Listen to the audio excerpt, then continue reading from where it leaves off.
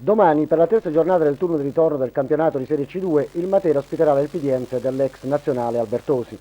Albertosi al parte, l'Elpidiense è una squadra in netta ripresa, in classifica stazione a ridosso delle grandi e dal 21 settembre si può esserne certi farà di tutto per confermare il suo momento positivo.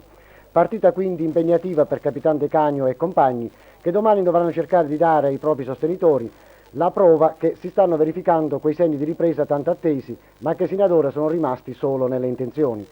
La sconfitta di Ravenna, ultima in ordine di tempo, ha ulteriormente ridotto il margine di sicurezza che i biancazzurri erano riusciti a mantenere dalla zona calda della classifica, per cui contro l'Elpidiense necessita assolutamente un risultato positivo pieno, onde evitare di complicare fortemente la situazione nella fase più delicata del torneo.